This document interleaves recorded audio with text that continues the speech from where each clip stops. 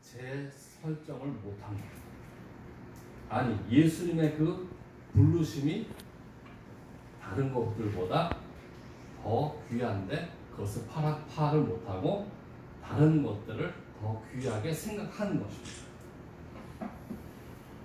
오늘 본문에 합당치 않은 사람들을 검열하고 있습니다만, 이것을 통해서 우리는 반대로 그렇다면 정말 하나님이 원하는 합당한 사람이 무엇일까? 어떤 모습일까라는 것을 짐작할 수 있게 됩니다. 그것이 뭘까 하나 보겠습니다. 첫 번째, 우리 합독해 볼까요? 마음을 찢으며 회개하는 자. 마음을 찢으며 회개하는 자. 여러분, 유대인들은 너무나 힘들거나 혹은 분노하거나 혹은 너무나 마음이 힘들 때 옷을 찢죠. 표현을 합니다. 근데 그것은 그저 우리의 눈에 보이는 이야기. 핵심이 뭡니까? 내 마음이 내가 찢어지는 이 몸, 그 옷과 같이 내 마음이 찢어진다는 표현이에요. 그런데 그 당시에 예수님이 당시에 정말 바리새인들은 무엇을 합니까? 마음은 멀쩡한데 표현만 하는 거예요. 그러나 정말 하나님이 합당하다고 생각하는 사람은 누굽니까? 다른 사람에게 보여주기 위해서 옷을 찢는 자가 아닌, 사람들이 보지 않는다 하더라도 그 핵심을, 심장을 보시는 하나님 앞에서 자기의 마음이 깨진 사람, 더 쉽게 얘기하면 회개하는 사람의 이야기입니다. 정말 예수님의 그 빛을 받아서 그 예수의 그 빛 때문에 자기가 얼마나 더럽고 수악한지가 드러나는 것을 경험하는 사람. 그렇기 때문에 너무나 아프고 자기가 자기 자신을 너무나 몰랐다는 그 아픔, 그리고 자기가 생각했던 것보다 더욱 더럽고 악하다는 것을 알고 나서 감당 못해서 어떻게 합니까? 옷을 찢는 것이 아니고 마음을 찢는 거예요. 그러면서 어떻게 합니까? 그렇게 회개하는 사람은 하나님께 나아가게 됩니다. 답은 오직 주님의 은혜밖에 없다는 것을 알기에 그 길을 걸어가는 겁니다. 즉시 회개하는 사람이에요.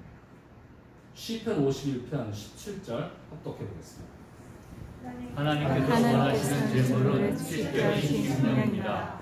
또 하나님은 주님을 찢겨지고 안타깝게 마음을 멸시하지 않으십니다. 요엘 2장 13절입니다.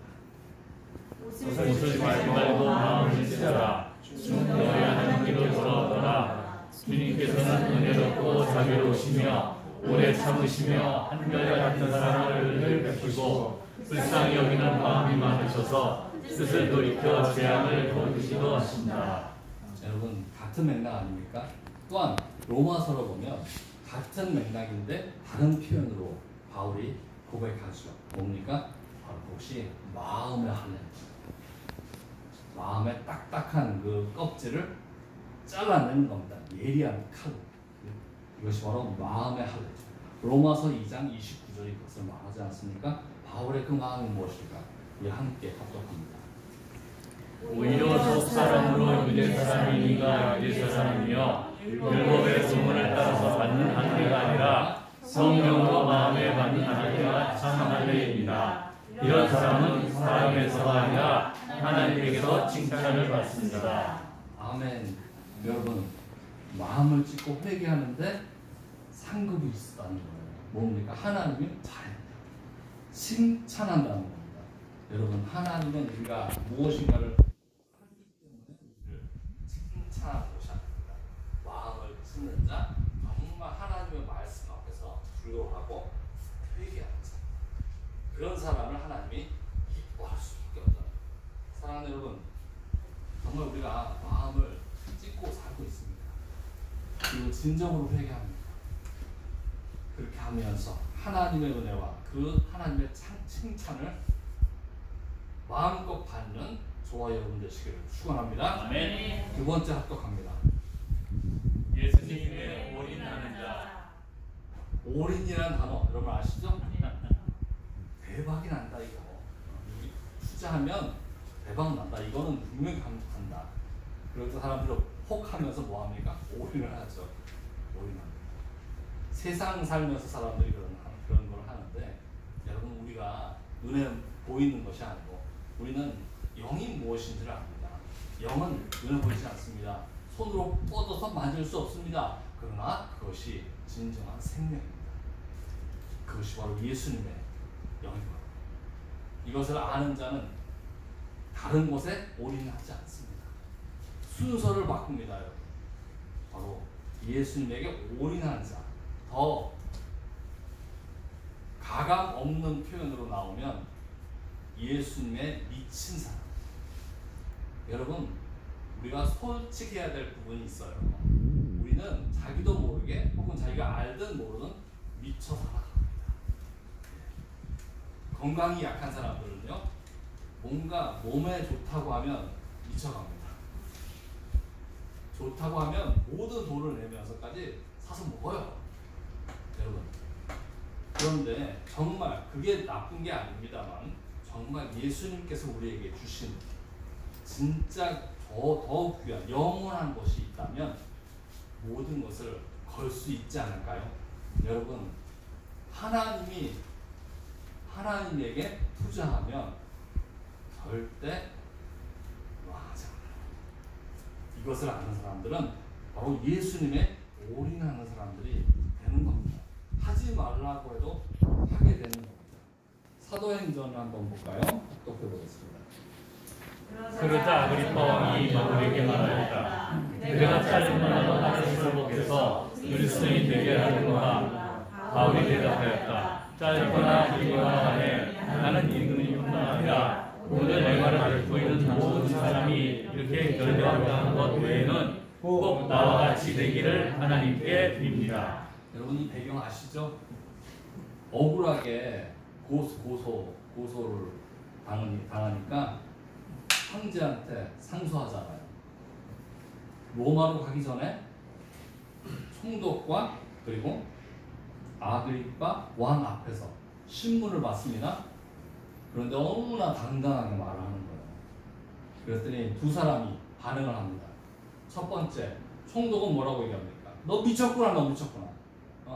공부를 너무 많이 하더니 머리가 돌았구나 얘기하잖아. 또 아그리파 왕은 뭐라고 얘기합니까?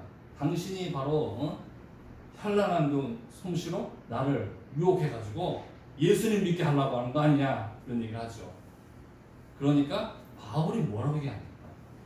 여러분, 피하지 않습니다. 직면해요. 충돌합니다. 여러분, 우리가 딴 거는 몰라요. 하지만 우리의 인생 가운데 나를 만진, 여론을 만진 바로 예수님의 흔적에 대해서 말해야 한다면 가감없이 충돌이 있다 하더라도 달려가야 됩니다.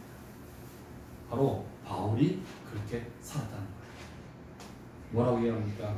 딴 거 다 괜찮아. 내가 지금 포박에 잡혀서 있는 거 빼고는 모든 게 다 당신들에게도 임하기를 원한다는 고백이 뭡니까? 당신들도 예수님 믿어야 된다. 그래야 영원히 산다는 겁니다.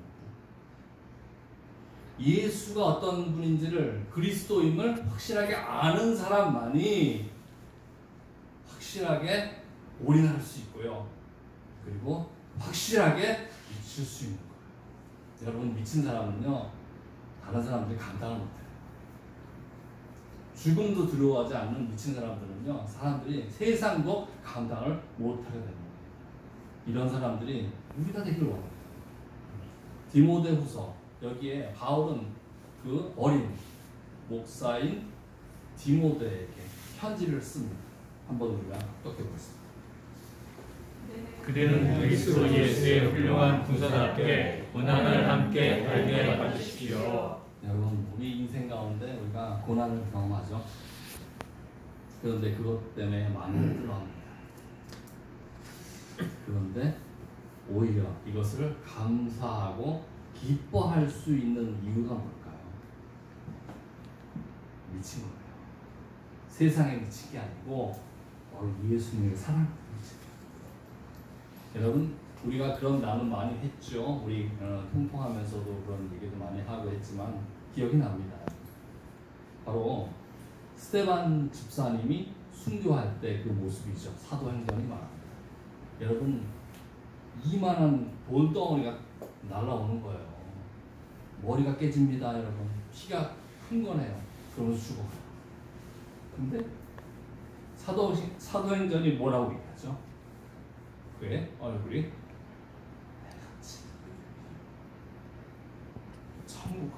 천사 같은 얼굴이. 여러분, 어떻게 이럴 수가 있습니까? 어떻게 가능하죠? 이게 답은 딱 하나밖에 없어요. 예수에 미치면 그 아픔, 고난이, 그 고통이 느껴지지 않는 거예요. 고통이 없는 게 아니에요. 하지만 그 끔찍한 고통을 덮고도 남는 더 강한 무엇인가가 그를 잡고 있었던 거예요. 아멘. 여러분, 이게 우리의 사랑입니다.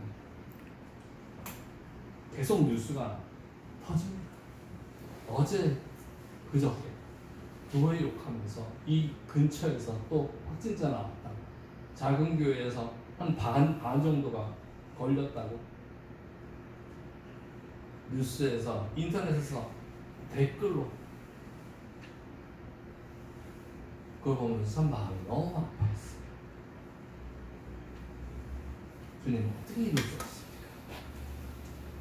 놀러 가서 걸린 사람들은 그냥 그렇다고만 방송을 하는데, 교회에서 걸리면 유난히 모든 것을 드러내고 공격하는 이 세상을 보면서 너무나 아팠어요.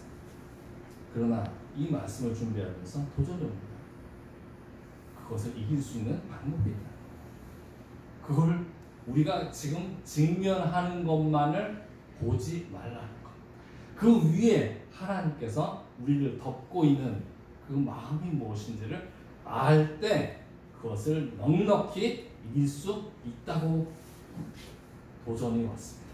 사랑하는 여러분, 우리가 예수님을 진정으로 믿고 정말 예수님에 올인하고 더 쉽게 되면 예수님이 확실하게 미치어서 살아나갈 때 여러분, 세상이 두려워해요.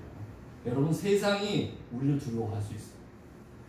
이 사람들은 어떤 방법으로도 꺾어낼 수가 없구나. 답이 없는 사람들이구나. 여러분, 우리가 그렇게 살아야 되지 않겠습니까? 예수, 크리스찬이라는 단어가 뭡니까? 원래 로마 제시대 예수를 믿는 사람들을 비아냥거리는 단어 아닙니까? 예수에 미친 것들. 이게 바로 크리스찬이에요. 여러분, 그 이름이 얼마나 귀해요. 우리는 미쳐서 그런 저와 여러분에게를 축원합니다. 세 번째입니다. 예수 그 이름에만 반응하는 자. 여러분, 반응한다는 게 뭘까요? 가만히 있는데 누가 와서 누르면 가만히 있으면 반응을 안 하는 거죠. 그런데 우리의 삶 가운데 보세요. 자기가 유난히 예민하게 반응하는 게 있고 무감각한 부분이 있죠. 사람마다 다 있습니다. 그런데 이 말씀을 우리의 삶에 대입해 보면 자기의 성경도 있습니다. 자기의 철학도 있습니다. 자기가 공부했던 신학도 있습니다. 다른 사람들과 생각이 달라서 충돌할 수 있어요. 교회 안에서도. 청지기 안에서도 있지 않습니까?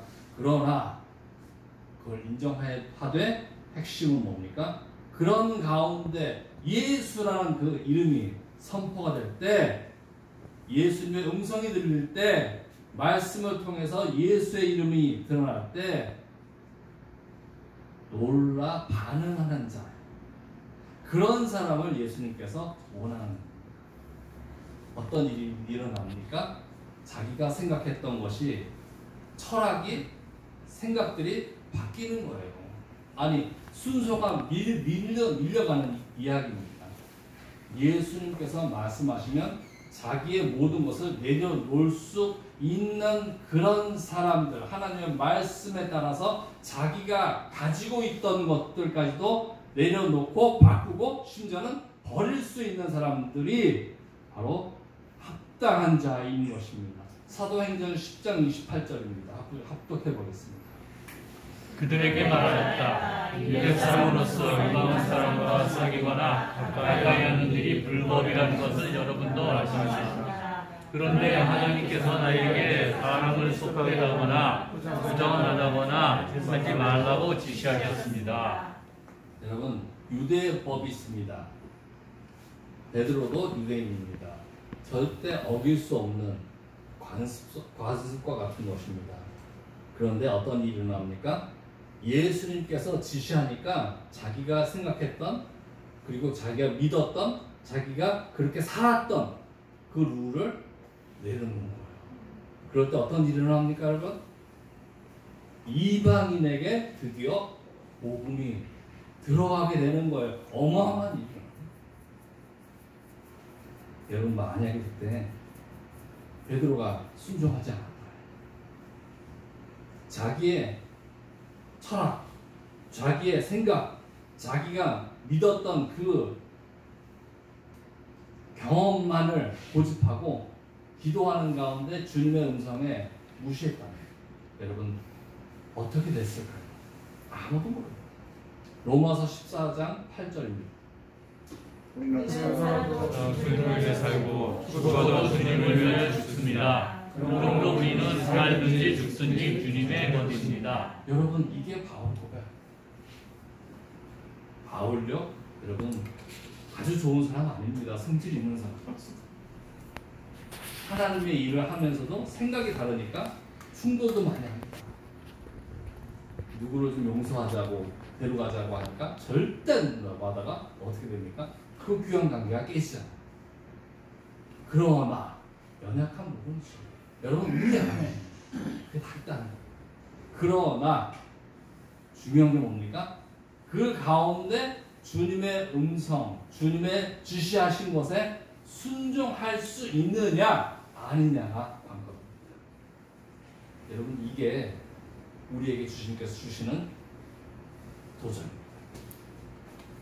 갑자기 딴 생각하다가 누가 와가지고 화를 꾹 눌러요. 그러면 자기도 모르게 어떤 단어가 탁 튀어나옵니다. 우리의 삶 가운데 그런 게 다 있을 거예요. 자기도 모르게 아무 생각 안 하고 가만히 있으면 항상 그 생각만 하는 게 있어요. 그러면 그게 툭 튀어나옵니다. 바울은 바로 그런 사람이었어요. 눌러보니까 뭐가 나옵니까? 예수가 나옵니다.